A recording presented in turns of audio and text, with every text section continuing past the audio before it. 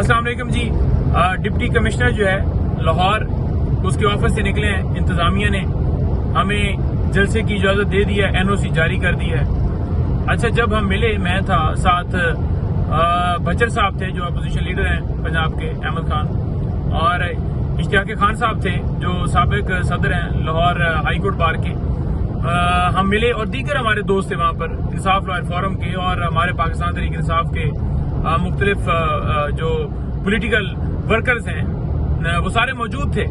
تو ہم ملے ہیں, ہمیں 3 لوگوں کو اندر جانے کی اجازت دی کہ آپ کی جو ہے حد تک جو ہے وہ 2-3 لوگ آ جائیں. ہم گئے اندر اور DC کو میں نے یہ کہا کہ بات یہ ہے کہ اسلام آباد ہمارا جلسہ ہوگا تو وہ جلسہ جو ہے ہم نے تو نہیں کہا کہ 7 بجے تک کا کوئی ٹائم دے. یہ کوئی میرج تو نہیں ہو رہی کہ کسی میرج ہال کے اندر منعقد ہے اور اچانک سے لائٹیں بند کرنی ہیں. آپ اس وقت بھی 7 بجے کا ٹائم جب دیا گیا تو ڈیفینیٹلی اس کے بعد وہ معاملہ جاری رہا. اور ہم جب لیٹ ہوئے تو اس کے بعد کیا ہوا, اس کے بعد یہ ہوا کہ یہ ٹائم ان کی طرف سے فکس کیا گیا کیونکہ راستے میں رکاوٹیں تھیں, سارے معاملات تھے اور آپ نے دیکھا کہ دور دور سے قافلے آنے تھے. اور ہم بڑا جو ہے وہ ہمیں رکاوٹوں کے باوجود ہمیں بڑا مشکلات آئیں, لیکن ہم نے جلسہ اپنا ہر صورت کرنا تھا.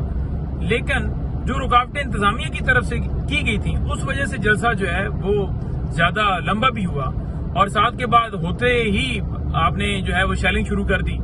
اس کے بعد کیا ہوا کہ ہمارے اوپر مقدمات بنا دی کہ آپ نے جو ہے کمٹمنٹ نہیں کیا. حالانکہ اس سے پہلے بھی ہم نے کوئی انڈر ٹیکنگ نہیں دی تھی کہ آپ جو ہے 7 تک ہمیں جو ہے وہ کرنے دیں یا کوئی اس طرح کی جو بھی ان کی اس کے اندر چیزیں لکھی ہوئی تھی.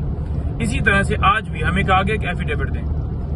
علی امین گنڈا پور صاحب, ان کے حوالے سے کہا گیا کہ وہ جو انہوں نے اسپیچ کی تھی وہاں پر اور یہاں پر جو ہے وہ آ کر معذرت کریں جلسے کے اندر.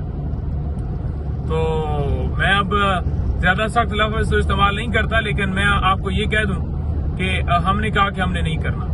ٹھیک ہے, تو اس کے بعد انہوں نے کہا کہ اچھا پھر یہ شرطیں آپ کاٹیں اور پھر یہ شرطیں کریں. لہذا بغیر ایفیڈیوٹ کے ہمیں NOC ملی ہے. کوئی یہ جتنی چیزیں اوپر لکھی ہوئی ہیں یہ انہوں نے خود سے لکھی ہیں, یہ جتنے اوپر لوازمات انہوں نے ڈالے یہ خود سے ڈالیں. ہم نے کوئی ایسا وہاں پر نہیں کہا. لیکن ہاں یہ ضرور ہے, ہمارا ہمیشہ میسج ہے کہ ہم قانون اور آئین کی پاسداری, قانون اور آئین کی بالادستی کی جنگ لڑ رہے ہیں.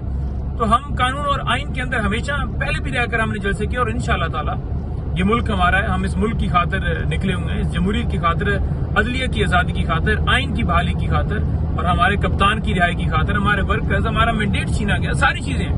تو ہم نے آواز بلند کرنی اور ہم آواز بلند کر رہے ہیں. لہٰذا تمام لوگوں کو میں کہنا چاہتا ہوں کہ کانا آپ نے ہر صورت